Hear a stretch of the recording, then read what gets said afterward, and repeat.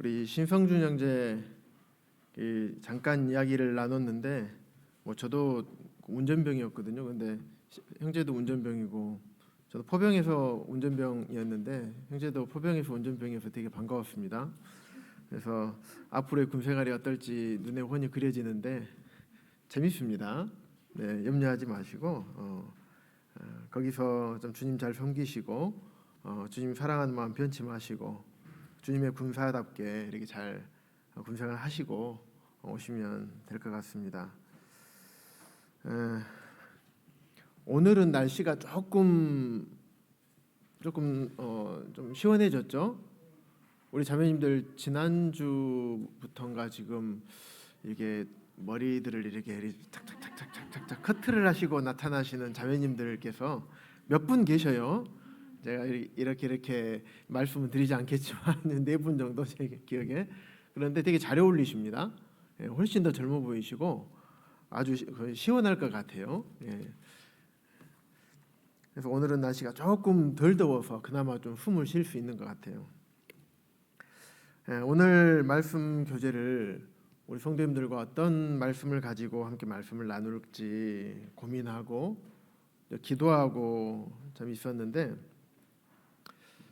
오늘 말씀의 주제는 교회 안에서의 올바른 호칭입니다. 서로가 서로를 부르고 호칭은 이제 부를 때 사용하는 거잖아요. 이럴 때 어떻게 부르는 것이 가장 어떻게 불러도 상관은 없죠. 하지만 어떻게 부르는 것이 가장 주님께서 참 기뻐하시는 것일까? 우리가 이렇게 불러도 되고 저렇게 불러도 되지만 우리가 하나라도 일이라도 더 이게 주님께서 기뻐하신다고 한다면 우리는 언제든지 그렇게 할 마음이 다 있으시잖아요. 그래서 그게 또 우리 모임의 장점인 것 같아요. 말씀이 그러하다면 우리 모임은 이렇게 가고 있다가 보니까는 이게 아니야. 말씀이 이렇게 가야 되는데 하면 저희 모임은 어떻습니까? 당연히 그렇게 해야지요 하고 딱 갑니다. 그런데 일반 교단이나 다른 교파의 교회들은 그렇게 안 돼요. 노예와 총회와 이런 다 거쳐서 이것들을 바꿔야 되거든요. 우리 모임의 장점이죠. 그래서 교회 안에서 어떻게 서로를 이제 부르는 것이 가장 주님께서 보시기에 아름다운 것인가에 대해서 함께 나눠보도록 하겠습니다. 하지만 이 부분에 대해서는 먼저 말씀드릴 것은 진리 문제도 아닙니다. 중요한 교리 부분도 아니에요. 교회 안에서 어떻게 행할 것인가에 대한 부분이에요. 그래서 아까 말씀드린 것처럼 이렇게도 할 수 있고 저렇게도 할 수 있는 부분 중에 한 부분입니다. 하지만 이 부분을 그냥 지나치기보다도 우리가 한번 짚고 넘어가면서 우리가 우리 자신의 모습들과 말씀들에 함께 비추어 봐서 우리가 바꿔야 될 것이 있으면 바꾸고 참 그런 시간들이 되면 좋겠습니다. 그래서 교회 안에서 지키고 행해야 될 것들 또 하지 말아야 될 것들이 막 되게 많이 있잖아요. 다 말씀을 드리기는 어렵고 예를 들면 성도님들끼리 금전거래하는 거 어떻습니까? 합당하지 않죠. 금전거래는 하지 않아야 되겠죠. 그리고 성도님들끼리 동업하는 거, 사업 같이 하는 거, 서로 돈을 투자해가지고 막 사업하는 거, 그건 하지 않아야 되겠죠. 말씀에 기록되어 있기 때문에. 그래서 예를 들면 그런 것들 중에 하나입니다. 그래서 고린도전서 14장 40절에 보면 모든 것을 품위 있게 하고 질서 있게 하라라는 말씀이 있어요. 우리가 그리스도인으로서 교회 안에서 또 교회 밖에서도 마찬가지지만 모든 것을 좀 품위 있게 하고 그리스도인답게 품위 있게 말도 하고 행동도 해야 되겠죠. 그리고 질서 있게 할 필요가 있습니다. 질서가 없는 자유는 방종이 됩니다. 우리가 법이 있기 때문에 법의 테두리 안에서 우리가 안전하게 살아갈 수 있는 것처럼 교회 안에서도 어떤 질서가 있고 그 질서 가운데에서 많은 것들이 행해졌을 때 훨씬 더 안전하고 많은 유익이 있는 것이에요. 우리가 그리스도인들이기 때문에 특히 우리는 뭐 브레드인이다 이렇게 말하진 않지만 세상에서 우리를 브레드인이라고 하죠. 그런데 우리 브레드인 형제 모임에 이 고귀한 복음과 교회 진리를 갖고 있는 우리들이 정말 품위 있는 말과 행동 이런 것들이 필요하지 않는가 그런 생각이 됩니다. 그래서 우리가 어떤 회의를 할 때도 각자 다른 의견이 있다 하더라도 다른 의견일 뿐이지 공격하는 게 아니거든요. 그런데 우리 특히 나라는 이 회의 문화가 이렇게 잘 형성이 되어 있지 않다 보니까 또 회의 자체를 많이 해보질 않았어요. 항상 상명하달식으로 모든 것들이 이루어져 있던 그런 사회 속에서 우리가 살았습니다. 또 그런 계급 사회에 익숙해 있고요. 그러다 보니까 어떤 회의 가운데에서도 이 말들이 이게 거침없이 막 나오는 것들이 있습니다. 심지어는 어른들끼리나 또 형제님들 회의나 심지어는 장로 형제님들 모임에서 어떤 이야기들이 안건이 나와서 얘기를 하다 보면 참 가끔 때로는 불편한 이야기들이나 그런 모습들이 나오기도 합니다. 그래서 우리가 이런 것들을 우리가 생각을 해보면서 우리 그리스도인으로서 모든 것을 품위 있게 하고 참 질서 있게 하라는 이 말씀을 우리가 살펴볼 필요가 있겠구나라는 생각이 참 들었습니다. 그래서 먼저 말씀을 전하기 전에 그 말씀을 들으시는 입장에서 혹시 뭐 오해하거나 그러지 않기를 바랍니다. 뭐 저도 잘 못하고 있는 부분들이 있어서 말씀을 준비하면서 저도 많이 돌아보는 시간이 되었기 때문에 오해하지 않으셨으면 좋겠습니다.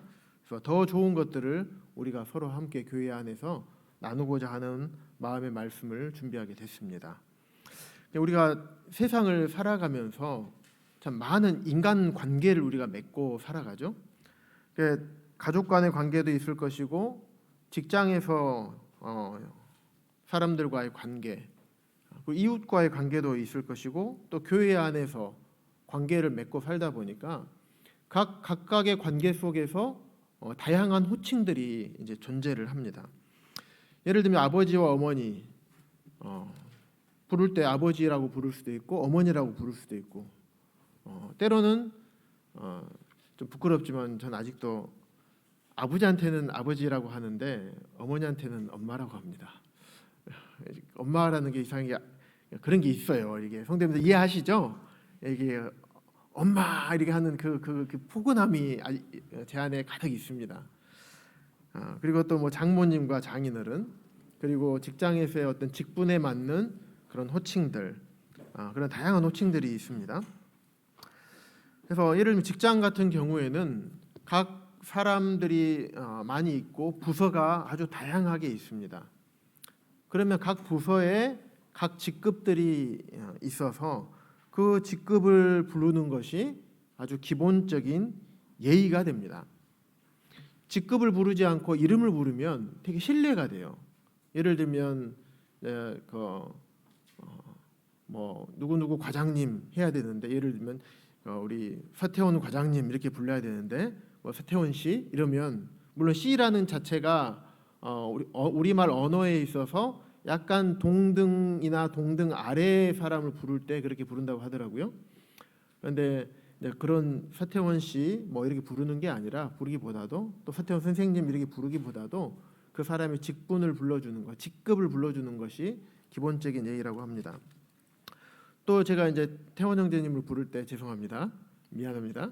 태원 형제님을 부를 때 자 여기 이 단에서 부를 때는 제가 서태원 형제님 이렇게 부르지만 또 개인적으로 이렇게 있을 때는 태원 형제 이렇게 할 수도 있겠죠. 그래서 공적으로 부를 때와 대중적으로 대중 앞에서 부를 때와 또 개인적으로 부를 때 이럴 때 쓰는 용어들이 다릅니다.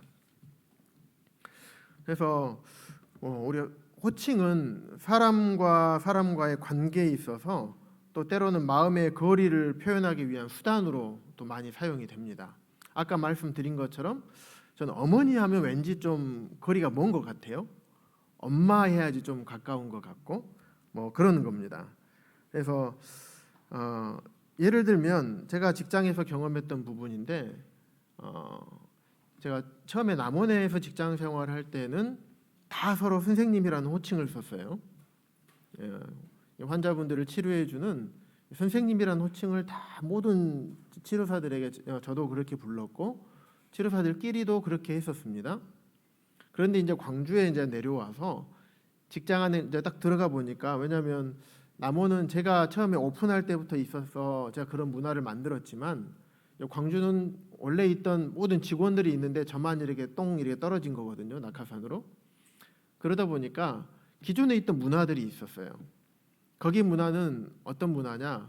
누구야 누구야 누구야 누구야 누구야 이렇게 부르는 문화였어요. 그래서 제가 거기 기존에 있던 직원들 중에서 가장 이렇게 그래도 실세를 지고 있는, 나이도 많고 경험도 많은 그 치료사에게 왜 이렇게 하게 됐느냐? 왜냐하면 왔다고 해서 한꺼번에 바꾸면 다들 힘들어하니까 왜 이렇게 했냐 했더니 더 친밀함 때문에 서로 친밀함을 유지하기 위해서 누구야 누구야 누구야 이렇게 부르고 있다고. 그래서 혹시 선생님이라는 호칭을 써보는 것에 대해서 어떻게 생각하느냐 했더니 아주 불편해하고 어색해하더라고요. 그래서 그래 알았어. 그러면 그게 편하면 일단 나도 그렇게 해줄게 하고 이제 그렇게 불렀던 기억이 있습니다. 그래서 그 치료사들 생각은 누구 선생님 하면 왠지 어색하고 좀 거리감이 느껴지고 또 친밀함이 떨어지고 또 편안하지 않는 뭐 이런 이렇게 생각을 해서 그렇게 했던 거예요. 그래서 참 이렇게 언어나 이 호칭 같은 경우는 어떤 거리를 표현하기 위한 수단으로서 이렇게도 사용하기도 하고 저렇게도 사용을 합니다. 그래서 언어는 참 신기한 것 같아요. 그래서 우리 의사소통의 수단으로 언어라는 것을 사용하는데 어떤 언어를 사용하느냐에 따라서 관계가 또 다르게 설정이 됩니다. 근데 윗사람에게 내가 과장님 이렇게 부르면 저는 그 아래에 이제 평 직원이라고 했을 때 과장님이라고 부르면 그 직급의 호칭 가운데서 어떤 권위나 어떤 이런 위아래가 나뉘어지는 어떤 그런 것들이 자연스럽게 만들어지는 것 같아요. 상하 관계가. 그래서 제가 그 얘기는 나중에 드리고요. 그래서 요즘 학교에서도 아이들에게 우리 이선진 형제님이 이제 학교 선생님이니까 아주 잘 아실 것 같은데 저희 지민이를 여기 교대 부초를 보냈었어요. 근데 거기 학교를 가니까 거기는 박지민님 이렇게 서로 아이들끼리 그렇게 호칭을 하고 선생님을 부를 때도 그렇게 하고 뭐 그렇게 하라고 선생님이 시켰다고 하더라고요. 계속 학교 다니면서 그런 호칭을 부릅니다. 그리고 우리 다솜이한테 물어보니까 자기네 반만 누구누구님 이렇게 호칭을 하고 그런다고 하더라고요. 그래서 제가 좀 잠깐 몇 가지를 자료를 뒤져보니까 그 일본에서는 그 누구누구님 학교에서 누구누구님 이런 호칭을 하게 한 이유에 대해서 얘기를 하는데 그렇게 해보니까 학교 안에서 하기 전에는 친구들끼리 이름을 부르고 때로는 친구의 이름이 좀 이상한 이름이 있으면 또 장난스러운 이름이 있으면 그거를 별명으로 바꿔서 부르기도 하잖아요. 그리고 외모나 어떤 그런 것이 좀 이상하게, 예를 들면 제 친구 가운데 좀 이렇게 얼굴이 몰린 친구가 있었어요. 그래서 뭐 입술도 약간 튀어나오고 그래서 막 친구들 중에 붕어라는 별명이 있었던 친구도 있는데 그런 것처럼 이게 외모를 가지고 그런 별명을 부르다 보니까 그런 호칭을 하다 보니까 아이들끼리 이제 갈등이 생기고 거기서 폭력이 발생을 하고 그리고 또 많은 욕설들이 많이 있었는데 또 호칭을 그렇게 하다 보니까 욕설들도 사라지고 많이 줄어들게 되고 서로 이렇게 싸우고 다투는 일들도 많이 줄어든다는 그런 보고들이 있더라고요. 그래서 이처럼 누구누구님이라는 존칭을 쓰고 이런 호칭만을 바꿨을 뿐인데 그러한 효과들이 생기는 것을 보고 그렇구나. 호칭을 바꿨을 뿐인데 서로 존중하게 되고 서로 그들을 인정해주게 되고 그들을 이게 낮춰서 보지 않고 참 이런 것들이 생기는구나라는 것들을 좀 알게 됐습니다. 그렇다면 교회 안에서는 우리는 이제 어떤 호칭들을 사용해야 될지 사실 이것이 중요하잖아요, 우리에게는. 그래서 호칭에 대해서 이야기하기 전에 먼저 교회 안에 존재하고 있는 여러 이렇게 관계들이 있는 것 같아요. 그래서 우리 일꾼들인 장로 형제님들하고 또 집사 형제님이 계시죠. 그래서 장로와 집사, 일꾼들과 성도님들과의 관계가 있죠. 그래서 서로를 관계 가운데서 호칭을 사용을 하죠. 또 나보다 나이가 많으신 형제님들이나 자매님들이 계시고 또 더 많으신 형제님 자매님들이 계시죠. 그분들을 우리가 모치님, 부치님이라고 이렇게 부릅니다. 또 세 번째는 우리보다 나이가 같거나 아니면 나이가 더 어린 이런 형제 자매님들을 부를 때 어떻게 부를지 참 이런 부분들이 있습니다. 그래서 첫 번째 우리 장로의 일을 하고 계신 형제님들과 또 집사 일을 하고 계신 형제님, 이 형제님들에 대해서 어떻게 불러야 될까? 교단에서는 일반 교계에서는 장로 일을 하고 있는 이런 분들을 목사님이라고 하나의 직분으로 해서 부릅니다. 교회 안에서. 그래서 실제로 예를 들면 형제님 우리 성도님들이 우리 이한재 형제님을 부르실 때 장로 형제님 이렇게 안 부르시잖아요. 이한재 형제님 이렇게 부르시는데 일반 교회에서는 그렇지 않습니다. 무조건 목사님 이렇게 한 호칭만 사용을 하거든요. 그래서 교회 안에서 방금 말씀드린 것처럼 우리 성도님들 내부적으로 우리 동북교회 내에서 장로 형제님들이나 집사 형님을 부를 때 우리가 장로 형제님 이 직분을 부르지를 않습니다. 누구누구 형제님 성함을 붙고 성함에 대해서 성함을 부릅니다. 그게 합당하잖아요. 하지만 대외적으로는 어떻게 할까요? 대외적으로 소개할 때에는 저희 교회에서 우리 모임 안에서 얘기입니다. 우리 모임 안에서 대외적으로 소개할 때는 저희 교회 장로 일을 보고 계시는 누구누구 형제님입니다라든지 아니면 조용훈 장로 형제님이십니다. 이렇게 소개를 하죠. 그럴 때는 그렇게 소개를 해야 될 것입니다. 그래서 그런데 이제 지역교회 내에서 부르실 때는 직분을 우리가 부르지를 않습니다. 왜냐하면 직분을 부르는 것보다 형제와 자매로 부르는 것이 가장 존귀한 호칭이기 때문입니다.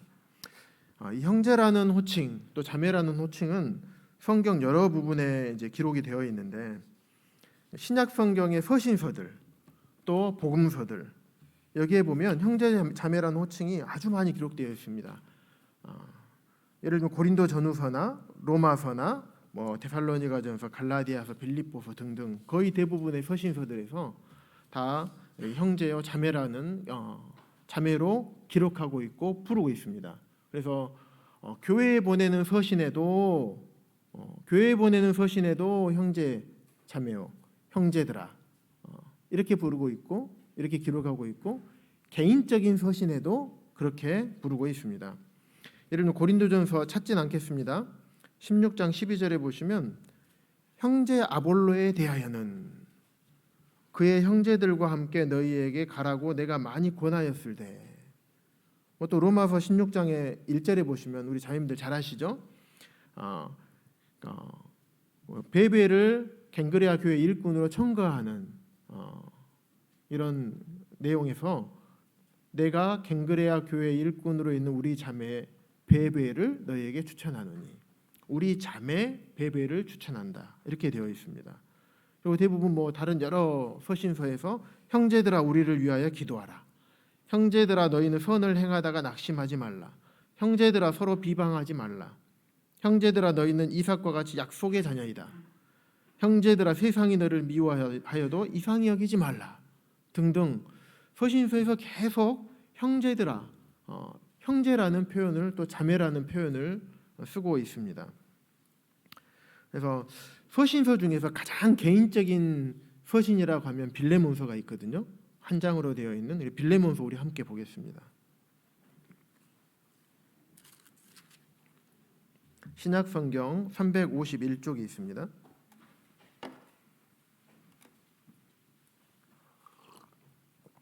찾으시면서 들으시기 바랍니다. 빌레몬서의 배경을 살펴보면 빌레몬은 아마도 골로새 지역에 살고 있었던 것 같습니다. 그래서 사도 바울을 통해서 사도 바울 로마에 있을 때 복음을 듣고 구원받았던 것, 사도 바울을 통해서 골로새에서 구원을 받았고, 하지만 오네시모라는 인물이 나오죠. 빌레몬과 오네시모. 오네시모는 빌레몬의 노예의 신분이었어요. 노예는 어떤 신분입니까? 자기 마음대로 무언가를 할 수가 없는, 자기 생명이 자기 것이 아니죠. 근데 이제 이 당시 로마 시대에는 조금 다르긴 했었습니다. 노예이긴 하지만 자기가 어떤 재능에 따라서 어떤 일들을 할 수 있는, 하지만 소속은 항상 주인에게 되어 있으되 어떤 자기 재능에 따라서 이 일도 할 수 있고 저 일도 할 수 있는 그런 노예 제도가 있었던 것 같아요. 어찌됐든 노예였던 오네시모가 주인인 빌레몬으로부터 도망쳐 나왔어요. 그래 도망치게 되면 노예는 아무리 그런 일을 할 수 있는 자유가 있었다 하더라도, 재능에 따라서 할 수 있던 자유가 있었다 하더라도 주인에게 귀속되어 있는 신분이기 때문에 주인을 떠나게 되면 자기 생명을 담보할 수가 없어요. 살려면 어쨌든 숨어서 살아야 돼요. 주인에게 발각이 되거나 잡히게 되면 주인이 죽여도 할 말이 없는 그런 신분이었습니다. 그런데 그냥 도망간 게 아니라 빌레몬의 집에서 어떤 소유의 일부를 이렇게 훔쳐서 갔던 것 같아요. 그리고 도망자 생활을 하다가 이제 로마까지, 사도 바울이 갇혀 있는 로마까지 이제 가게 된 거예요. 거기서 어떻게 해서 사도 바울로부터 복음을 듣고 구원을 받게 되고, 그리고 사도 바울과 함께 동역하는, 여기 보면 나의 동역자라는 표현이 나오는데 동역하는 일까지 하게 된 사람이 오네시모였습니다. 그래서 사도 바울이 골로새 편지를 보내면서 두기고라는 사람에게 편지를 지어주면서 오네시모랑 같이 가라, 이렇게 얘기를 하는 것입니다.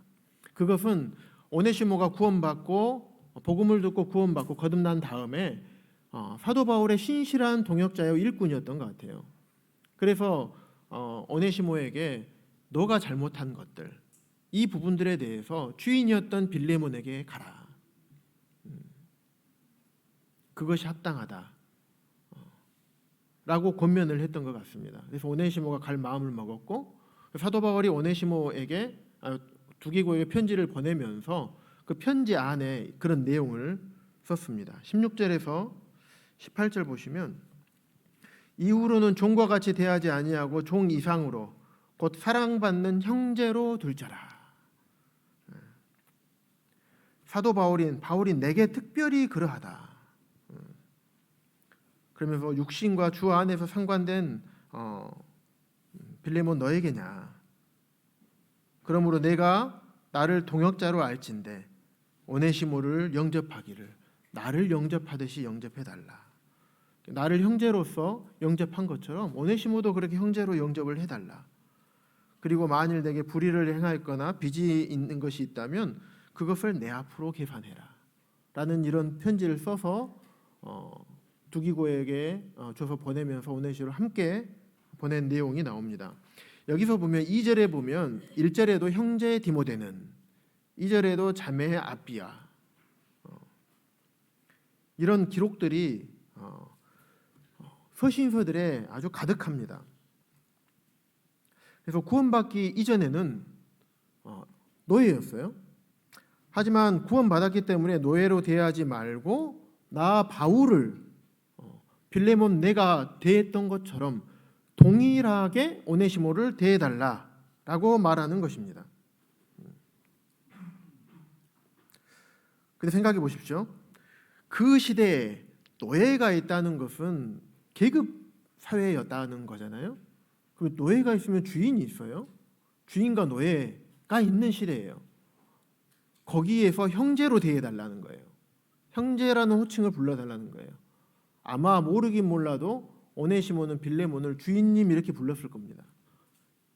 예를 들면 우리 조선시대 말기에 기독교가 우리 한국에 들어왔거든요. 조선시대 말기에.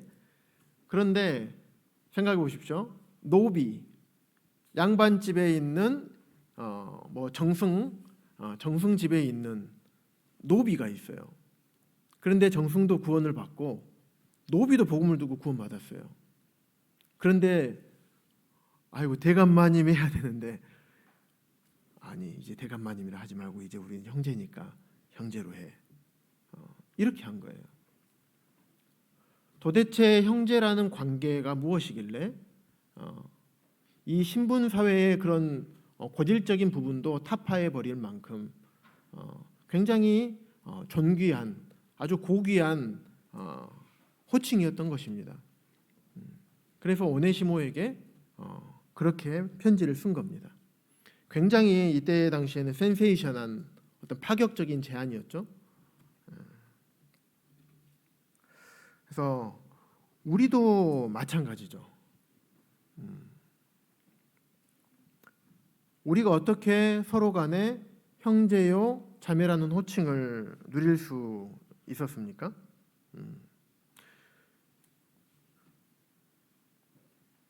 그때 당시에 유대인과 이방인을 하나로 복음을 통해서 유대인과 이방인을 하나로 묶었고 종과 자유자를 하나로 묶었습니다. 그 죄인과 주님을 복음을 통해서 하나로 묶어서 형제라 자매라 불렀습니다. 이처럼 이때 당시에 누렸던 동일한 신분을 우리가 지금 누리고 있습니다. 죄의 종이었던 우리를 예수 그리스도께서 친히 이 땅에 내려오셔서 십자가에서 우리의 모든 죄값을 담당하시고 그 일로 인하여서 우리가 형제요 자매가 된 것입니다. 우리의 어떤 의로 된 것이 아니고 나의 믿음, 제가 종종 강조드리지만 내 믿음조차도 어떻게 보면 성령님의 역사고 우리를 향하신 은혜예요. 믿게 된 건 내가 믿고 싶어서 믿은 게 아니라 결국에는 내 안에 계신 성령님께서 역사하셔서 내가 그 복음을 듣고 믿게 된 것이죠. 물론 내 의지도 작용을 했지만 우리가 그렇게 형제요 자매가 된 것입니다. 히브리서 우리 2장 11절 좀 성경 한 2장만 넘기시면요. 히브리서 2장 11절이 있습니다. 히브리서 2장 11절 보시면 거룩하게 하시는 이와 거룩하게 함을 입은 자들이 다 한 근원인 하나님에게서 난지라. 그러므로 형제라 부르기를 부끄러워하지 아니하시고 예수 그리스도께서 우리를 형제라 부르기를 부끄러워하지 아니하신다고 합니다. 예수님은 원래 독생자셨죠. 하나님의 독생자, 하나뿐인 아들. 이 독생자이신 예수 그리스도께서 십자가에서 죽고 한 알의 밀알이 땅에 떨어져서 죽으심으로 인해서 많은 열매를 맺음같이 주님의 죽으심으로 인해서 우리 많은 그리스도인들, 형제 자매들이 생기게 되었습니다. 그래서 맏아들 되시는 예수 그리스도, 그리고 그 예수 그리스도를 믿음으로 말미암아 형제와 자매가 되었어요. 그래서 예수님께서 우리를 형제요 자매라고 부르기를 부끄러워하지 아니하신다고 말씀을 하셨습니다. 이 호칭은 초대교회에서 만든 호칭이 아니에요. 하나님께서 또 예수님께서 직접 호칭을 주신 겁니다. 성경을 통해서 확인 한번 해보겠습니다. 여러 구절이 있지만 한 구절만 찾을게요. 요한복음 20장 17절 말씀입니다.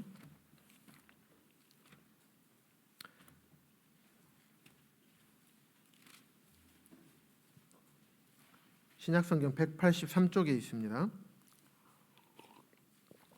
예수님께서 십자가에 죽으시고 이제 무덤에 묻히셨죠. 장사되셨는데 이제 향품을 바르기 위해서 염을 하기 위해서 이제 마리아가 이제 예수님 묻히신 무덤에 갔습니다. 근데 거기에 이제 없는 거예요, 예수님이. 그때 예수님께서 마리아에게 나타나셔서 하신 얘기입니다. 예수께서 이르시되 나를 붙들지 마라. 내가 아직 아버지께로 올라가지 아니하였노라. 너는 마리아에게 하신 말씀이죠.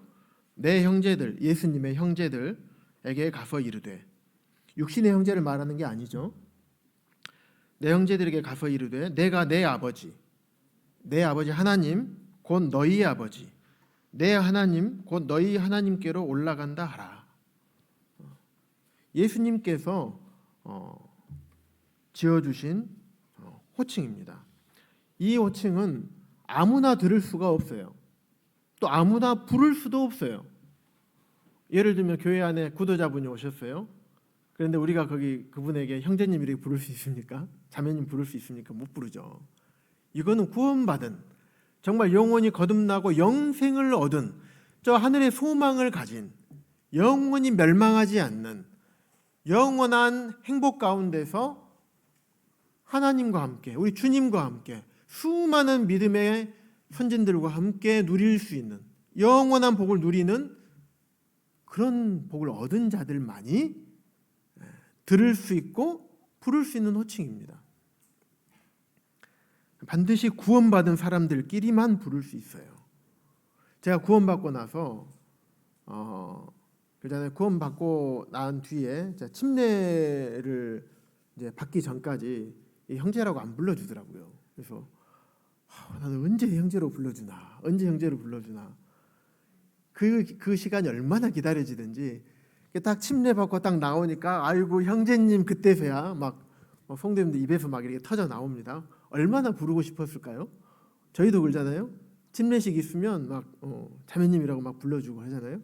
형제님 축하드립니다 하고. 그래서 이 호칭은 주님께서도 직접 제자들에게 형제요 자매라고 불러주셨던 호칭입니다. 그리고 주님께서 우리에게 주신 호칭인 것입니다. 존귀하고 고귀한, 우리가 서로를 부르는 호칭입니다. 그래서 교회 안에서 우리 장로 형제님들이나 집사님을 부를 때 누구누구 장로 형제님, 누구누구 집사 형제님 이렇게 부르는 게 존귀할까요? 아니면 이름에 형제님 붙여서 이렇게 부르는 게 존귀할까요? 이거는 다들 아시겠죠? 그런데 이제 교회 안에서 또 우리 모임 안에서는 그렇게 하는 건 다 알고 있습니다. 하지만 외부에 소개할 때 우리 모임 말고요, 일반 교파 아니면 일반 교단의 사람들에게, 예를 들면 구도자가 될 수 있겠죠. 구도자분들에게 특히 장로 형제님들을 소개할 때 우리 교회 장로 형제님이십니다 이렇게 소개를 하면 그분들이 어떻게 이해를 할까요? 일반 교계에는 목사님이 계셔요. 그리고 장로님이 따로 계십니다. 그리고 집사님이 있는데 집사도 서리 집사하고 안수 집사로 나눠져 있어요. 그래서 원래 목사와 장로를 나누는 것은 칼뱅이라는 사람에 의해서 그렇게 분류가 됐어요.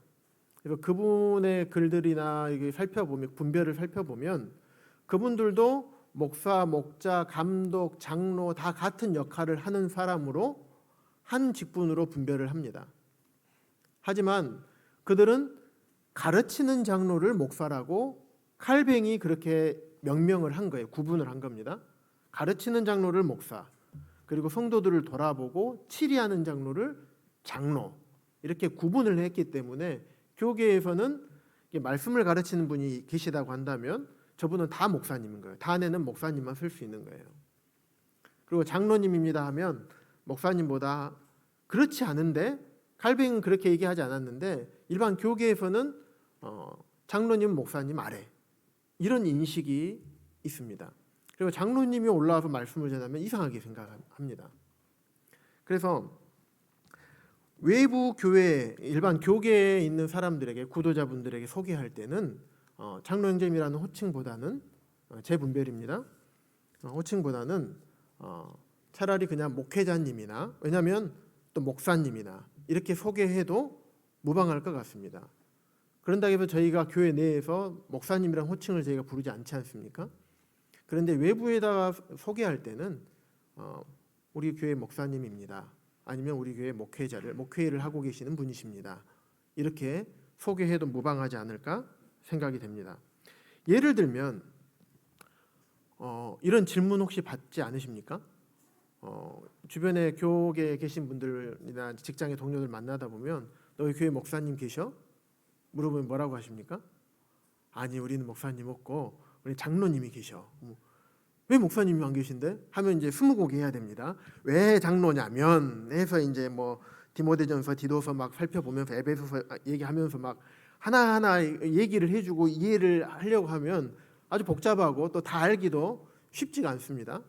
스무고개 하다 보면 야야야, 뭐 너 이상한데 목사님이 안 계셔? 야, 이상하잖아. 이렇게 이제 아예 복음을 들으러 오는 것 자체를 거절할 수가 있습니다. 꼭 받지 않아도 될 오해를 받을 수가 있어요. 그래서 그럴 때에는 우리 교회 목사님 계신다. 몇 분이나 계셔? 목사님 이렇게 해서 계신다. 이렇게 말씀하시면 됩니다. 그리고 저희 동북교회는 지금 세 분의 장로 형제님들이 계시는데 어떤 한 분은 예를 들면 목사님이라고 소개를 하고 다른 두 분은 장로 형제님이라고 소개를 하고 이러는 것이 아니고 또 어떤 한 분은 예를 들면 뭐 성직자의 개념인 목회자라고 소개를 하고 다른 분들은 장로라고 소개를 하고 이러는 것이 아니라 동일한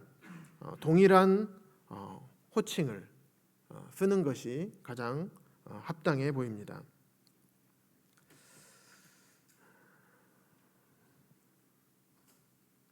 그래서 교회 일꾼들과 이제 일꾼들을 성도님들이 부를 때 어떻게 해야 되는지에 대해서 살펴보았고요. 두 번째로 나이가 많으신 형제 자매님들을 어떻게 부르는 게 좋을까? 일반적으로 형제님, 자매님 이렇게 부르고 계시잖아요. 이제 근데 이제 연세가 더 많으신 이 형제님이나 연세 아주 많으신 형제님은 이제 안영렬 부친이 한 분 계시죠. 그리고 나머지는 부친님이라고 부르신 분이 안 계신 것 같아요. 근데 이제 자매님들 같은 경우는 또 70대가 이렇게 쭉 넘어가시다 보면 어떤 분은 모친님이라고 부르고 비슷한 그 나이 연세임에도 불구하고 어떤 분은 자매님이라고 부르는 분이 계시죠. 무슨 차이일까요? 물론 모친님이라는 표현은 이렇게 어머니를 이렇게 좀 존경하게 높이는 표현이긴 합니다. 그 모친이란 표현, 부친이란 표현 잘못된 게 아닙니다. 아주 잘 하시는 표현입니다. 하지만 어떤 분에게 부친님이라고 해야 되고 어떤 분에게 형제님이라고 해야 되고 어떤 분에게 모친님이라고 해야 되고 어떤 분에게 자매님이라고 해야 될지 그 부분은 들으시는 분의 기호에 따라서 그렇게 하시면 될 것 같습니다. 예를 들면 나는 아직 젊어. 그래서 부친이라는 소리를 좀 호칭을 듣기 싫어. 그런 뉘앙스가 보이면 형제님으로 또 자매님들 같은 경우도 그런 분들에게는 자매님으로 이렇게 불러주시면 될 것 같습니다. 혹시 좀 더우신가요? 괜찮으십니까? 네. 그다음 세 번째 마지막입니다. 나하고 나이가 같거나 나이가 연배가 같거나 더 어린 형제 자매님들에게는 어떻게 호칭하는 게 좋을까? 그래서 많이 이제 생각해보고 했지만 여러 가지 생각을 해보았을 때 누구 형제님, 누구 자매님 이렇게 부르는 것이 가장 아름답고 존귀한 호칭 같습니다. 지금은 이제 월곡교회로 가셨지만 우리 이원정제님께서는 항상 저에게도 태준 형제님 처음부터 항상 그렇게 불러주시더라고요. 그리고 또 여러 지역교회 이제 앞선 이원정제님 그 비슷한 연배나 약간 그 60대 이제 중후반 되시는 이런 형제님들을 뵀을 때도 그 형제님들도 동일하게 이렇게 형제님 이렇게 불러주시더라고요. 한참 아들뻘 됐는데 참 그렇게 불러주십니다. 또 여기 앞에 계시는 우리 이한정님께서도 저희가 항상 깍듯이 형제님이라고 불러주십니다. 제가 뭐 잘나서 그래서 그러는 게 아니에요. 예. 그 호칭이 합당하고 또 저를 존중해주는 그런 마음에서 또 주님 안에서 하나 되었기 때문에 서로 존중하는 마음에서 그렇게 불러주시는 것 같습니다. 그래서 물론 개인적으로 만나서 이렇게 또 친밀한 관계에 있다 보면 또 편하게 호칭을 할 수가 있겠죠. 예를 들면 뭐 누구누구 형제, 님자를 빼고 누구누구 자매 이렇게 부를 수도 있겠죠. 그것도 저는 뭐 큰 문제가 되지 않을 거라고 생각합니다. 무방합니다. 그리고 때로는 이제 친구였고 그러다 보면 누구누구 형제자를 붙이기가 조금 어색할 때도 있어요. 그럴 때에는 뭐 편하게 이름을 부를 수도 있겠지만 개인적인 관계에 있어서는 이름을 부르는 게 크게 뭐 나쁘다 이런 것은 아니지만요. 그런데 공적인 곳에서는 특히 교회는 사적인 공간이 아니잖아요. 공적인 곳에서는 이름을 부르기보다도 누구누구 형제, 누구누구 형제님, 누구누구 자매, 누구누구 자매님 이렇게 부르는 것이 가장 이렇게 아름답고 존귀한 호칭이 아닐까 그런 생각을 해보게 됐습니다. 그래서 일반적으로 형제님, 자매님 또는 형제, 자매라는 호칭을 부르면 친밀함이 떨어진다고 생각을 할 수가 있습니다. 자, 우리 이런 얘기 해도 될지 모르겠죠. 우리 지민이한테 좀 물어봤어요. 지민아, 은영자매님 이렇게 하면 어색할 것 같아? 어떨 것 같아? 이상할 것 같아요. 그래서 거리감이 느껴질 것 같고 그런다고 합니다. 예, 이해를 할 수 있습니다. 왜냐하면 처음부터 그렇게 하지 않다 보니까 새롭게 하려다 보면 기존의 익숙함과 그런 친밀함에 익숙해 있기 때문에 바꾸는 게 쉽지가 않습니다. 그런데 또 다른 한편으로 생각해 보면 여러 자매님들이나 형제님들 봤을 때 서로 이름을 부르지 않더라도 굉장히 친밀한 관계에 계신 분들이 되게 많습니다. 대부분이 그래요. 그래서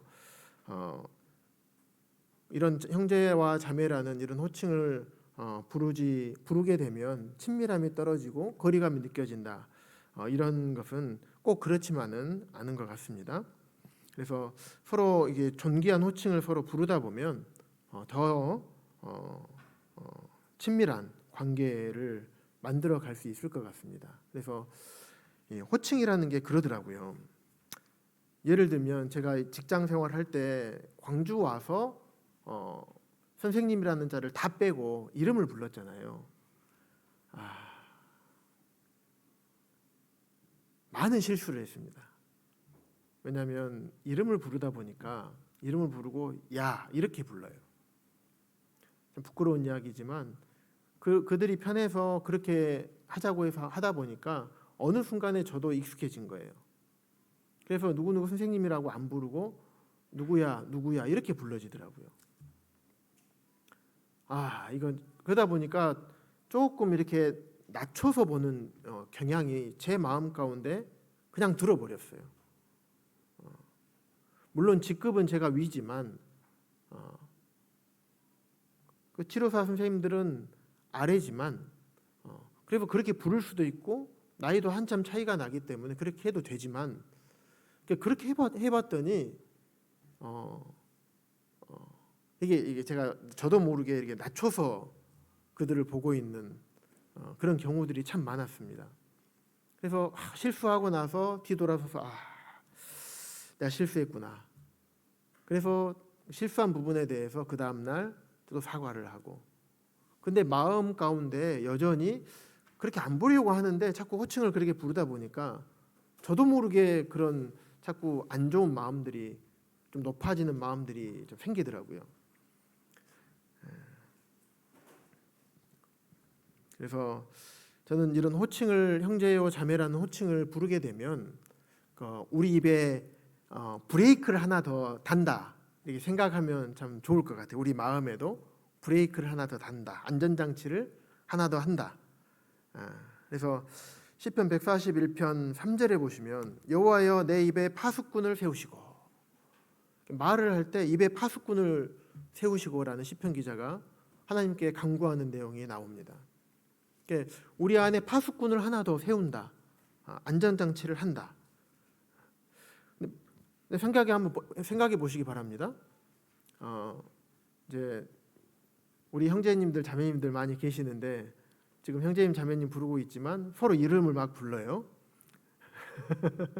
박순자 자매님이 저한테 예를 들면 이제 그럴 수 있잖아요. 이제 죄송합니다. 아들뻘 제가 지영 자매랑 친구니까 동갑이니까 아들뻘 되잖아요. 그래서 태준아 이렇게 불러도 무방하잖아요. 만약에 밖에서 만났던 관계라면. 근데 교회 안에서 그렇게 부르지 않잖아요. 어색하고 그러잖아요. 그래서 만약에 호칭을 부르지 않고 이런 형제와 자매가 호칭을 부르지 않고 이름을 부르면 나도 모르게 막 그렇게 될 수도 있습니다. 물론 그렇지 않은 경우가 아주 많지만요. 그래서 이런 형제와 형제님, 자매님, 또 형제, 자매라는 이런 호칭을 부르면 안 좋은 말이 나갈 수 있는 그런 여지를 많이 줄여줄 것이라고 생각이 됩니다. 우리 고린도전서 13장 5절 말씀 함께 보겠습니다.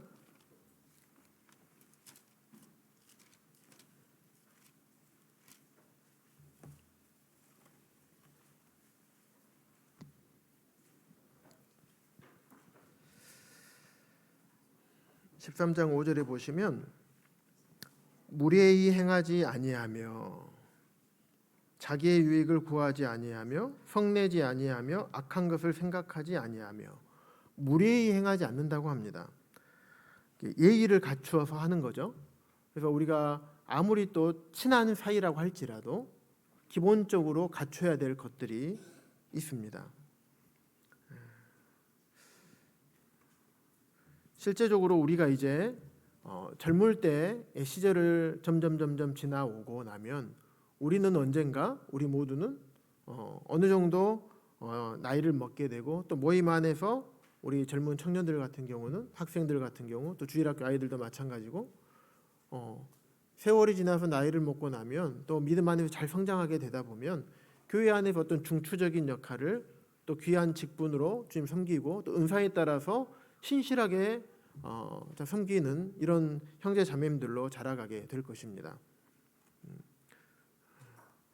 그런데 이런 어떤 중요한 부분들이 잘 갖춰져 있지 않게 된다면 나중에는 서로와 서로를 향해서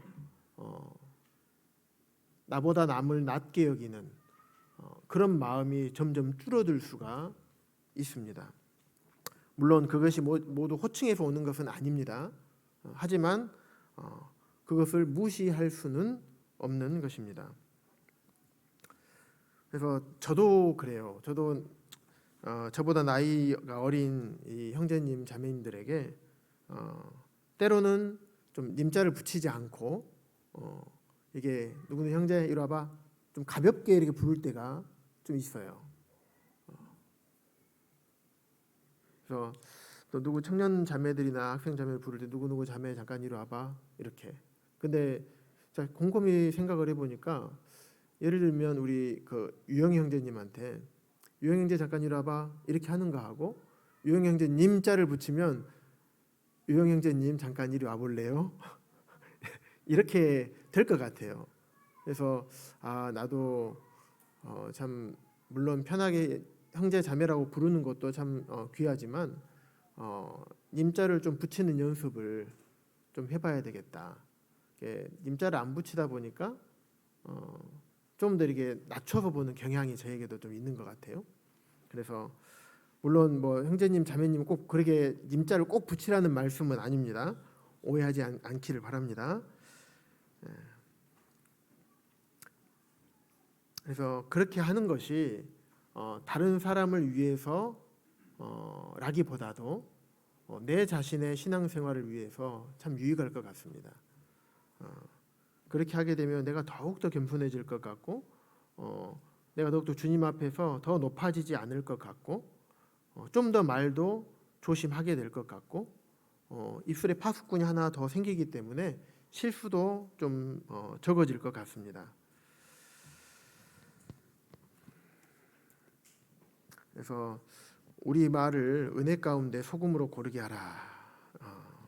참 이렇게 하려면 우리 마음을 좀 낮춰야 될 것 같아요. 그래서 마음을 낮추는 첫 번째 관문이 아마 호칭이지 않을까 그런 생각을 해봅니다.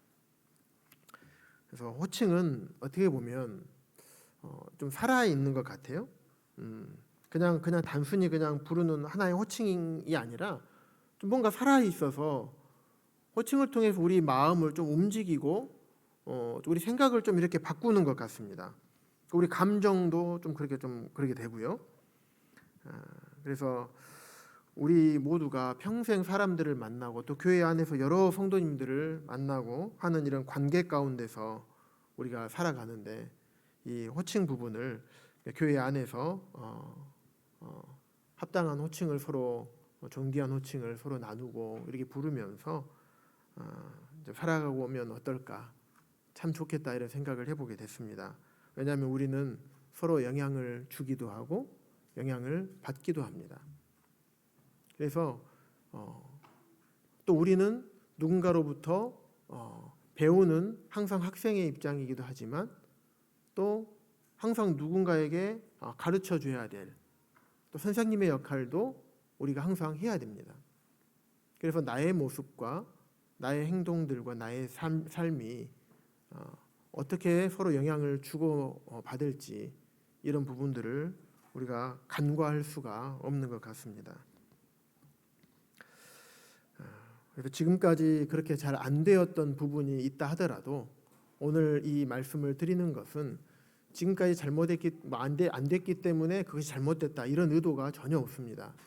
그래서 지금부터라도 조금씩 우리가 바꿔나가서 주님께서 우리를 부르실 때 형제요 자매라고 불러주셨고 믿음의 귀한 사도들이 또 우리들을 부를 때 구원받은 그리스도인들을 부를 때 형제요 자매라고 불렀듯이 유대인과 이방인을 하나로 묶었고 종과 자유자를 하나로 묶었던 또 죄인과 하나님과 하나로 묶을 수 있었던 이게 하나님의 은혜이시고 또 그 예수 그리스도께서 우리를 그렇게 부르시잖아요. 또 우리에게 그런 호칭을 주님께서 주셨잖아요. 그래서 우리가 더 좋은 것이 서두에 말씀드렸던 것처럼 이렇게 해도 되지만 이것보다 조금 더 좋은 게 있다면 우리가 더 좋은 것을 주님 보시기에 더 좋고 더 아름다운 것을 추구하는 삶을 살아야 되지 않을까라는 생각이 되었습니다. 우리 마지막 말씀 한 구절 함께 읽고 오늘 말씀을 마치겠습니다. 앞으로 한 2장 넘기셔서요. 고린도전서 10장 23절입니다.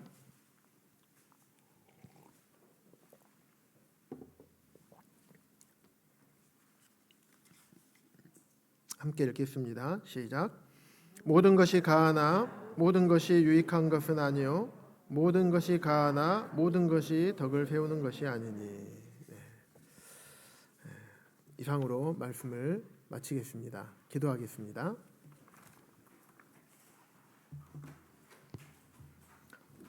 아버지 하나님, 주님으로부터 형제라 부르심을 받을 수 없던 그런 자들에게 형제라는 호칭을 들을 수 있고 또 형제라는 호칭을 부를 수 있는 그런 존귀한 자로 삼아주셔서 감사를 드립니다. 제가 이런 호칭을 들을 수 있고 또 이런 신분을 얻게 된 것이 참으로 전적으로 주님의 은혜인 것을 생각해 보게 됩니다. 우리가 형제 자매라는 호칭을 부를 때마다 또 그 호칭을 들을 때마다 주님께서 우리를 얼마나 사랑하셨고 또 우리를 형제라 부르기를 부끄러워하지 아니하실 정도로 저희를 존귀한 자로 바라보신다는 이 사실을 늘 상기할 수 있도록 주님 도와주시고, 아름다운 호칭들이 하나님의 몸된 교회 안에서 참으로 자유롭게 사용되어질 수 있도록 주님 은혜를 베풀어 주시기를 주님 앞에 간절히 기도를 드리옵나이다.